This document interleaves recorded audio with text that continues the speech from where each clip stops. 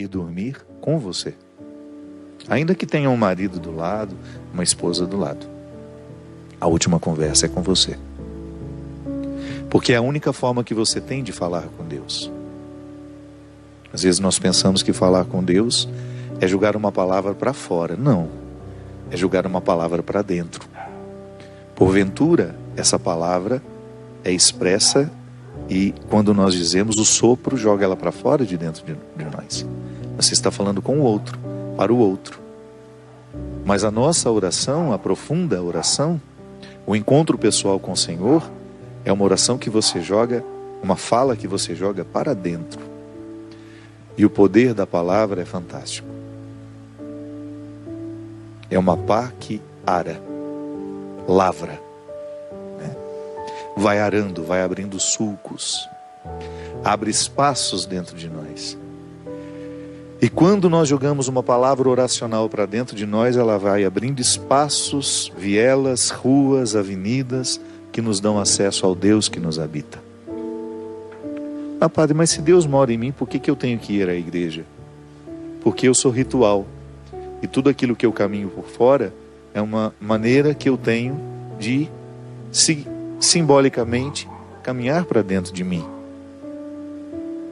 Então, quando eu digo uma palavra em oração, em particular, eu estou jogando essa palavra para dentro de mim, para que essa pá lavre, para que ela are, para que ela abra espaços que me permitam chegar ao Senhor que está em mim. Deus me habita. Deus habita você. Mas pode ser que a nossa visão pessimista nos faça pensar que não. A gente se interpreta tão pior do que a gente é. Nós somos tão cruéis na abordagem que nós fazemos sobre nós. Somos também cruéis com as abordagens que nós fazemos sobre os outros. Aliás, como nós erramos nessas visões que temos uns dos outros. A gente facilmente se apressa em julgar, em dizer que o outro é assim, assado. Não sabemos nada. O que eu vejo do outro é um fenômeno. É fenomenologia, é aquilo que se manifesta diante de mim. Mas aquilo que o outro se manifesta, aquilo que o outro manifesta diante de mim, é tão pouco do que ele é. Às vezes aquilo que eu estou conseguindo ver é o contrário do que ele é. Porque às vezes uma pessoa está sendo agressiva porque ela precisa ser amada, e eu acho que ela é a pior pessoa do mundo porque ela é agressiva.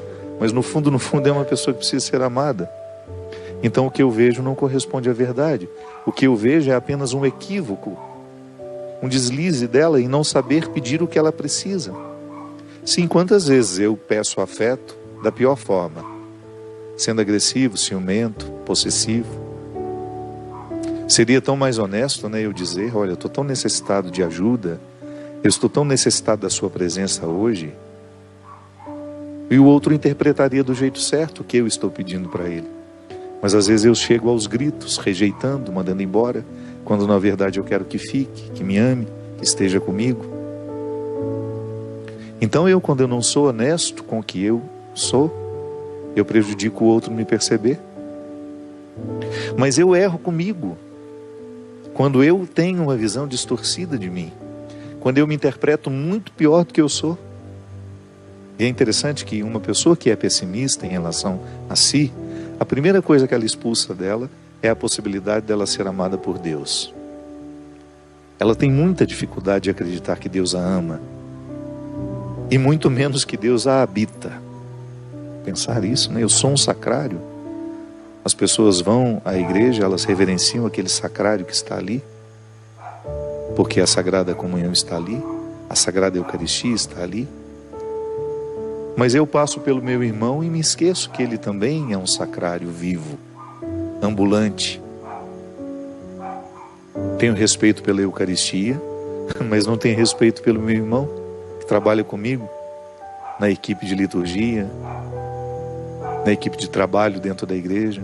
Não tenho reverência pelo ser humano que foi me atender na loja, ou não tive reverência pelo cliente que eu fui atender na loja em que eu trabalho.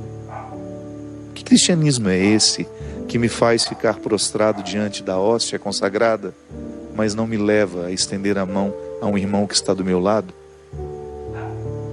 Que cristianismo é esse que não me ensina que o respeito pela Sagrada Eucaristia também precisa se desdobrar pelo respeito que eu tenho com as pessoas que convivem comigo?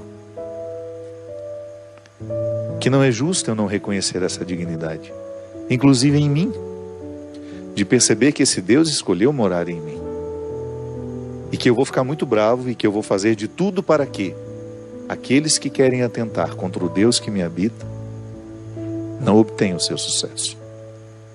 Eu não quero a profanação do outro, da mesma forma como eu não quero profanar ninguém. Não quero profanar a sacralidade do outro, e não quero que o outro profane a minha sacralidade. Por isso zelarei para que as pessoas que têm acesso a mim deem os seus primeiros passos na minha direção, sabendo que sou um homem sagrado, mesmo que eu não fosse padre. Eu sou um homem sagrado, desde menino. E porque ainda sou padre, tenho uma responsabilidade maior em zelar por essa sacralidade. Porque é um dom que Deus me deu. É um dom que eu guardo, que eu cuido todos os dias. E estou cada vez mais atento àquilo que pode ser um atentado à minha sacralidade. Não posso, não tenho direito. Sabe por quê? Porque eu mereço viver isso. Não é porque é uma obrigação que eu reconheço diante de Deus. Não, é um direito que eu tenho. E eu tenho feito de tudo para que aqueles que são evangelizados pelas minhas palavras descubram isso.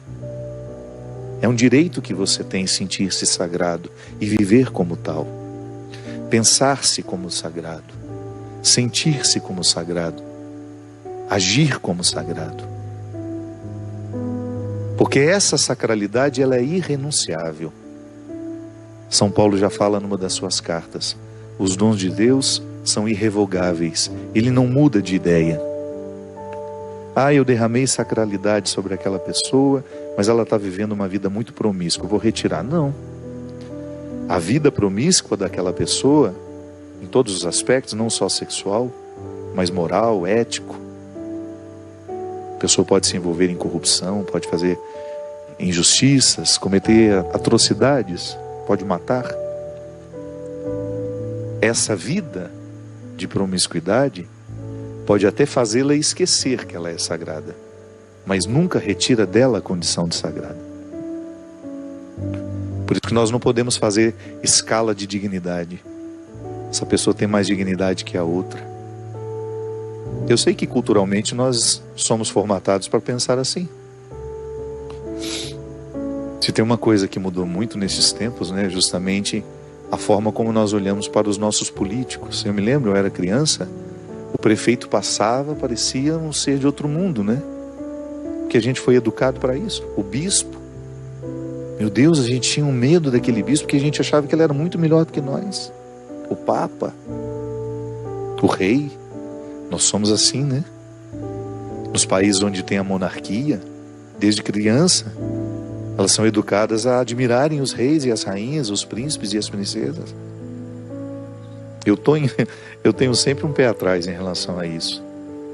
Porque eu tenho medo que essa cultura nos leve a pensar que o outro tem uma dignidade, desfruta de uma dignidade superior àquela que nós desfrutamos.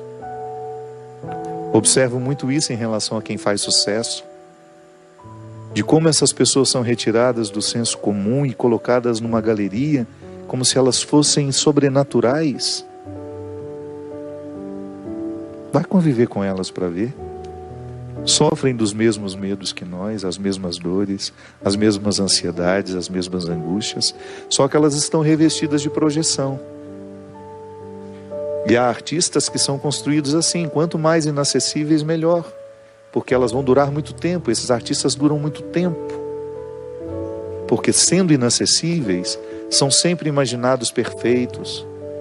O artista, quando começa a se mostrar muito, ele vai retirando essa casca do que os outros imaginam, e muito rapidamente eles entram no fosso do desprezo.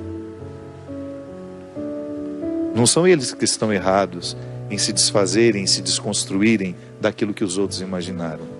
Nós é que estamos errados em pensar que porque eles desconstruíram, eles não são tão bons quanto a gente imaginava. A gente para de admirar com uma facilidade muito grande. Porque o outro frustra em nós o que nós gostaríamos que eles fossem, que ele fosse. Não é o outro que está me frustrando. Sou eu que estou sendo frustrado por aquilo que dele imaginei. Eu gosto das pessoas, eu admiro as pessoas e pronto. Não tenho o direito de enclausurá-las naquilo que eu quero que elas sejam. Não é justo. Na minha relação com o outro, seja ele famoso ou não, o que eu espero é cultivo de dignidade, respeito pela dignidade. Isso é fantástico. Eu identifico em mim, olho em mim, sei que não tenho mais dignidade que ninguém, mas também sei que ninguém tem mais dignidade do que eu. Eu estou aqui, guardião da dignidade que Deus me deu. E quero estar ao seu lado para que você também seja guardião da dignidade que Deus lhe deu. Nem melhor nem pior que ninguém. Apenas você. Com as suas diferenças, com a sua idiosincrasia, com tudo aquilo que é próprio do seu jeito, próprio da sua personalidade, do seu temperamento. Você é você. E é esse ser que Deus ama. Mesmo que eu não ame, Deus ama. Mesmo que eu tenha dificuldades, Deus não tem dificuldade com as suas criaturas. Você pode até ter com Ele, mas Ele não tem com você. Por isso que é tão simples a conversão. Nós podemos até complicar quando falamos dela, mas conversão é você, num primeiro momento, reconhecer que Deus não tem dificuldade com você. Ele não tem dificuldades com o seu jeito de ser. É você que tem com Ele. E que, portanto, quando você sabe que Ele não tem dificuldades com você, você fica mais livre diante dEle.